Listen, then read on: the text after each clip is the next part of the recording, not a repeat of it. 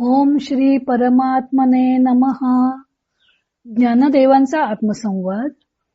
मंगलाचरण. श्लोक 4. ज्ञानदेव परमात्म स्वरूप शंभूला वंदन करत आहेत. श्लोक 4. अद्वैतम आत्मनस्तत्वम दर्शयन्तौ मिथस्तराम तौ वंदे जगतामाद्यौ तयोस्तत्वाभिपत्तये.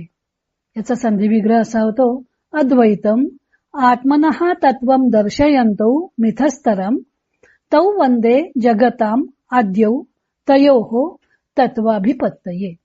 ज्ञानदेव सांगतात, आपले अद्वितीयत्व ते एकमेकांच्या साहचर्याने प्रत्ययास आणून देत असतात आणि म्हणून त्या जगाच्या आद्यांना त्यांच्या यथार्थ स्वरूपाची प्राप्ती व्हावी यासाठी मी त्यांना नमस्कार करतो. स्वामींनी त्याचं अभंग रूपांतर केलेलं आहे. आपुले अद्वैत तत्व दाखविती जिका ऐशा रीती द्वैत मिशे तया जगदादी कारणाचे मूळ स्वरूप केवळ चिन्मात्रचे तेथे तद्रूपता लाभावी म्हणून करीतो वंदन तयासी मी. आता आपण याचं विवरण बघूया. शिव व शक्ती हे दोन अर्ध मिळून अद्वैत आहे. त्यातला कुठला अर्धा भाग कोणाचा हे सांगता येत नाही असं ज्ञानदेवाने म्हटलं होतं.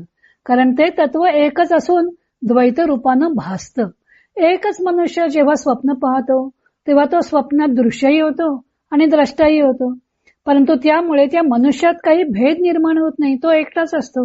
तसेच भेदातीत असणारे स्वरूपच अहम व इदम अशा दोन रूपांनी स्फुरते.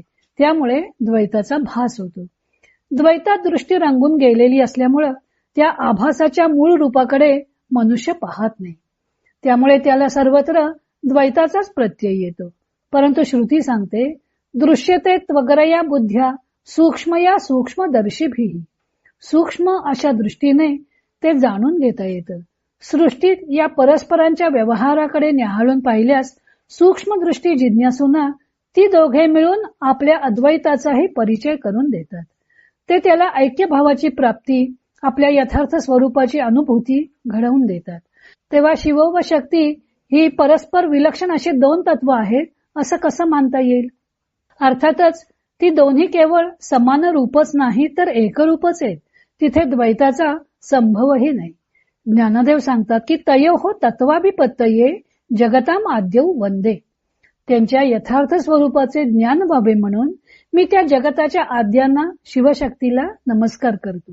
अर्थातच हा अनुभव येण्यासाठी साधकाला तद्रूपता प्राप्त करून घेणे आवश्यक असते. इतर कोणत्याही साधनाने ते कार्य होणार नाही, कारण साधनेही द्वैतमूलक असल्यामुळं त्यांचे पर्यवसानही द्वैताचंच होत असते.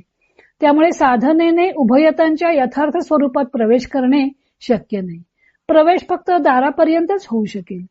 त्यामुळे अद्वैताचा अनुभव घ्यायचा असेल तर साधकाला त्या उभयतांची कृपाच संपादन करावी लागते.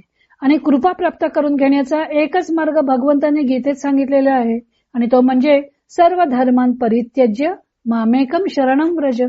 शरणागती हाच तो मार्ग आहे.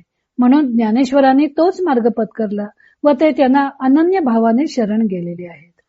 व्यवहारात शत्रूला शरण जाणे याचा वाच्यार्थाने व लौकिकार्थाने हात टेकणे, काकुळतीला येणे, आपल्या प्राणांची भीक मागणे असा अर्थ आहे.